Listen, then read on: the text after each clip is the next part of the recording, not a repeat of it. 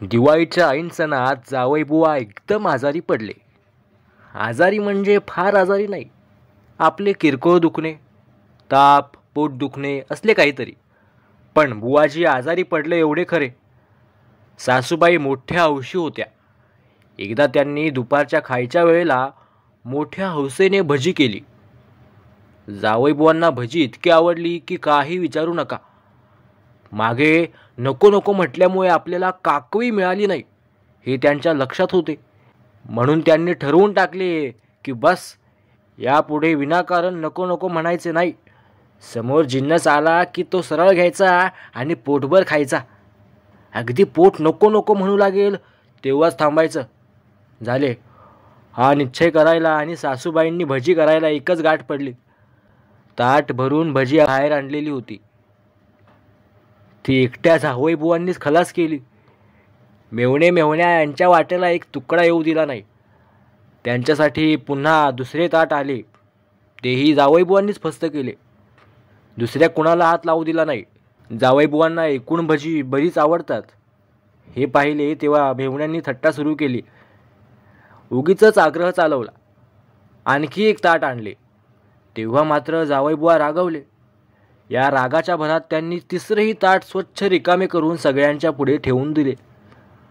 2 तांबे गटागटा पाणी पिऊन एक अशी मोठी ढेकर दिली की जवळ बसलेली माणसे तर दचकलीच. पण अंगणात झोपी गेलेले कुत्रेही एकदम दचकून उठले आणि भुंकू लागले. जावईबुवांसकट सगळे हसू लागले. ते कुत्रेही थोडे हसल्यासारखे दिसले. एकूण मोठी मजा झाली. पण रात्री मात्र चांगले उट्टे निघाले. जावईबुवांचे पोट दुखू लागले. त्यांना कसेसेच होऊ लागले. डोके, हातपाय, अंग ठणकू लागले. अंगात थोडा तापही चढला. शेवटी पोट इतके दुखू लागले की स्वारी गडाबडा लुळू लागली.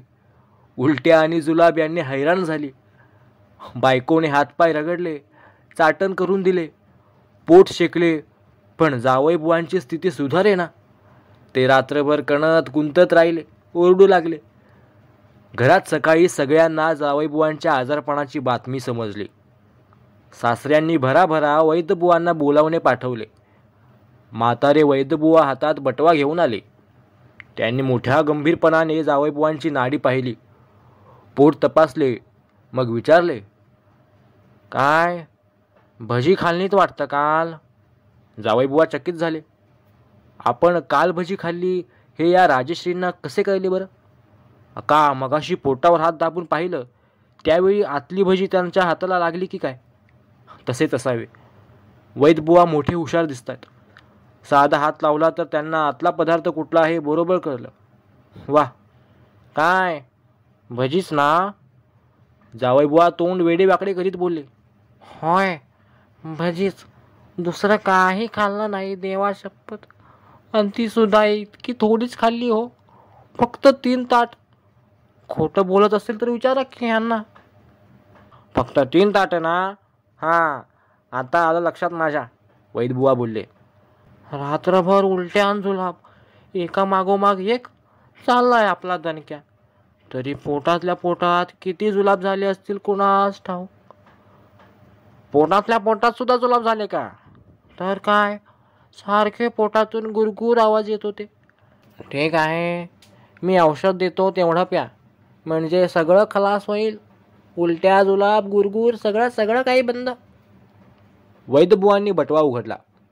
त्यातली एक मात्रा काढली आणि त्यांनी सहाणेवर उगाळली. तिचे चाटण करून जावईबुवांना दिले. मग ते सासऱ्यांबरोबर गप्पा मारीत बाहेर बैठकीत बसले. अर्ध्या तासात जावईबुवांचे दुखणे एकदम पळाले. ताप उतरला. उलट्या, जुलाब बंद झाले. अंग दुखायचेही थांबले. जावईबुवांना एकदम हायसे वाटू लागले. त्यांनी गडबडीने वैद्यबुवांना हाक मारली. सगळे दुखणे खलास झाल्याचे सांगून टाकले. ते मला माहीतच होतं, वैद्यबुवा म्हणाले. म्हणून तर मी बाहेर बसलो घटकावर. म्हटलं तुम्हाला बरं वाटल्यावरच घरी जावं. अहो वैद्यबुवा, तुमच्या या औषधात मोठी जादू आहे बुवा. जावईबुवा डोळे विस्फारून बोलले. अर्ध्या तासात सगळं बंद? अहो, भजी खायच्या आधी तुमचंच औषध घेतलं असतं तर फार मौज झाली असती नाही? मग त्या भज्यांच्याच पोटात दुखलं असतं. वैद्यबुवाही जावईबुवांबरोबर हसू लागले. सगळेच हसू लागले. थोड्या वेळाने हशा कमी झाल्यावर जावई बापूंनी जिज्ञासाने विचारले, पण काय हो वैद्यबुवा, मी काल भजी खाल्ली होती, हे तुम्ही कसं काय ओळखलं तो? जो माणूस सकाळी वैद्यांना बोलवायला गेला होता त्यानेच वैद्यबुवांना सगळे काही सांगितले होते. पण जावई बापूंचा प्रश्न ऐकल्यावर वैद्यांनाही जरा थट्टेची लहर आली. ते गंभीरपणाने म्हणाले, अहो साधी गोष्ट आहे, हे ओळखायला काही फार अक्कल लागत नाही. सकाळी दारातून आत पाऊल टाकल्याबरोबर मी पाहिलं, मोलकरीण काल संध्याकाळची भांडी घासीत होती. भज्यांची कढई, खरकटी ताटं, भज्यांचे लहान मोठे तुकडे मोरीपाशी पडलेले होते ते मी बघितलं. त्याच्यावरून मी अंदाज केला, झालं हाय काय न नाही काय. वैद्यबुवा निघून गेले. पण जावईबुवांच्या डोक्यात त्यांनी सांगितलेली गोष्ट पक्की रुतून बसली. आता आले लक्षात, वैद्यकीय ही काही तितकीशी कठीण गोष्ट नाही दिसत. जरा आसपासचे पाहायचे आणि द्यायचे ठोकून. बरोबर कळते. मागाहून कुठली तरी एक कांडी उगाळून दिली म्हणजे झाले. रोगी खडखडीत बरा झालाच पाहिजे. किती सोपी गोष्ट आहे. दिवसभर विश्रांती घेतल्यावर जावईबुवांना खूपच हुशारी वाटली. संध्याकाळी ते एकटेच बाहेर पडले आणि खूप लांब हिंडायला गेले. अंधार व्हायला लागला तसे ते माघारी वळले. वाटेत एका गल्लीच्या तोंडाशी असलेल्या घरासमोर 10-15 माणसे घोळका करून उभे राहिलेली त्यांनी पाहिली. आतून रडण्या ओरडण्याचा आवाजही ऐकू आला. तेव्हा जावईबुवा थबकले. त्यांनी कोणाला तरी विचारलं, काय झालं हो? कुणी मेलं बेलं की काय? अजून मेला नाही, पण मरेलच. हां? जावईबुवांनी चौकशी केली तेव्हा कळले की या घरातला तरुणा टाटा पोरगा सकाळी एकाएकी बाहेरून आला आणि आईबापांनी काहीतरी विचारल्याबरोबर त्यांच्या अंगावर ओरडू लागला, शिव्या देऊ लागला. दुपारपासून तर तो सारखा बेशुद्ध पडतो आहे आणि उगीच ओरडतो आहे. वैद्यबुवा आणले, मांत्रिक आणले, पण काही सुधारणा नाही. पोरगा सरळ काही बोलत नाही. सारखं अंगावर धावून तरी जातो, नाहीतर शिव्या तरी देतो. मधून मधून बेशुद्ध पडतो. एवढी माहिती ऐकल्यावर जावईबुवांना एकदम अवसान आले. दोन्ही हाताच्या बाह्या सावरून ते म्हणाले, चला आत, बघू तर द्या मला एकदा रोगी, म्हणजे बरोबर रोग पळवून लावतो. लोकांना वाटले हा कुणीतरी धन्वंतरीच देवाने पाठवून दिला आहे. राभर गर्दीतून वाट काढून त्यांनी जावईबुवांना घरात नेले. जावईबुवांनी ओसरीवर जाऊन रोग्याची नाडी पाहिली. पोट तपासण्याचा प्रयत्न केला. त्याबरोबर बेशुद्ध पडून असलेला रोगी एकदम उठला आणि शिव्या देऊ लागला, ओरडला, गप बैस गाढवा, मी पोट तपासतोय तुझं, एवढी अक्कल नाही का तुला? असे म्हणून जावईबुवांनी जोराने त्याच्या मुस्काटात भडकावली. त्याबरोबर रोगी घाबरल्यासारखा दिसला. त्याने एकदम तोंड मिटले. जावईबुवांनी पोट दाब दाबून पाहिले, पण आतल्या पदार्थाचा काही पत्ता लागला नाही. शेवटी ते उठले आणि ओसरीवर इकडे तिकडे पाहू लागले. कुठे काही नव्हते. ओसरीवरून अंगणात पाहिले. एका कोपऱ्यात थोडेसे शेण पडले होते. बाकी कुठे काही नव्हते. जावईबुवांनी 1 मिनिट डोके करा खाजवले. मग ते मोठ्यांदा म्हणाले, आता आलं लक्षात, हा काल रात्री नक्की शेण खाल्लं याने, म्हणून हा असा प्रकार चाललाय. शेण? लोकांना आश्चर्य वाटले. होय, शेणच, जावईबुवांनी ठासून सांगितलं. 3 ताटं तरी कमीत कमी खाल्लं असेल याने. गंमत अशी होती की तो पोरगा वाईट मित्रांच्या नादाने बिघडला होता.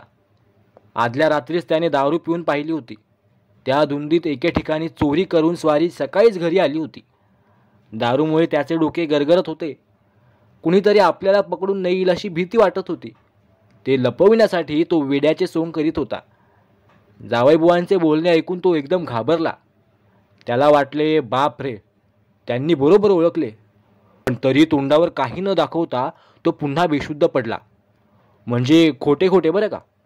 त्याचे आई वडील हात जोडून म्हणाले, महाराज, आता याला औषध?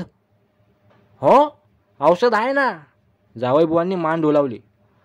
मग द्या महाराज, फार उपकार होतील. जावईबुवांना आठवले, आपल्या वैद्यांनी काय केले होते बरे?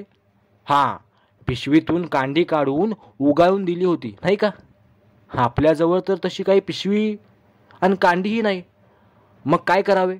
हां, इथेच कुठे घरात एखादी सापडते काय कांडी ते पाहावे आणि द्यावी उघडून, असे जावईबुवांना वाटले. जावईबुवांनी इकडे तिकडे दृष्टी टाकली. कुठे काही नव्हते. एका कोनाड्यात तांबड्या लाल मिरच्या होत्या 4-2. जावईबुवांनी एक छानशी लाल भडक मिरची उचलली, सहाण घेऊन पाणी घातले. चांगली निम्मी मिरची उगाळली आणि एकदम त्या पोराच्या तोंडात कोंबली. त्याबरोबर अशी आग झाली म्हणता तो पोरगा एकदम किंचाळी मारून उठला आणि ओरडायला लागला, मेलो मेलो, आग आग आग, आई ऐक. जावईबुवांनी गंभीरपणे विचारले, तुला आता बरं वाटतं नाही का? का आणखी थोडंसं औषध देऊ? हा प्रश्न ऐकल्यावर तो पोरगा भयंकर घाबरला. त्याने एकदम जावईबुवांचे पायच धरले. चुकलो मी, चुकलो. आता पुन्हा असल्या वाईट गोष्टी कधीच करणार नाही. दारू पिणार नाही, चोरी पण करणार नाही. जावईबुवांना ही काय भानगड झाली हे कळले नाही. त्यांनी विचारले, झाला का रोग खलास? अगदी खलास, शाबास. जावईबुवा उठले आणि निघाले. सगळ्यांनी त्यांची भरमसाठ स्तुती केली. असा वैद्य आपण जन्मात कधी पाहिला नाही, असे सगळेजण म्हणाले. बापाने त्यांच्या हातात 5 रुपये ठेवले. आईने पेढे आणून दिले. पेढे खात खात स्वारी घरी येऊन पोहोचली. घरी पोहोचेपर्यंत गावात सगळीकडे जावईबुवांच्या हुशारीची बातमी पसरली होती. सासरवाडीला कळली. त्यामुळे जावई बापूंबद्दल सगळ्यांना भयंकर आदर वाटला. ज्याने त्याने त्यांची स्तुती केली. जावईबुवा मोठे खुश होऊन गेले. मनात म्हणाले,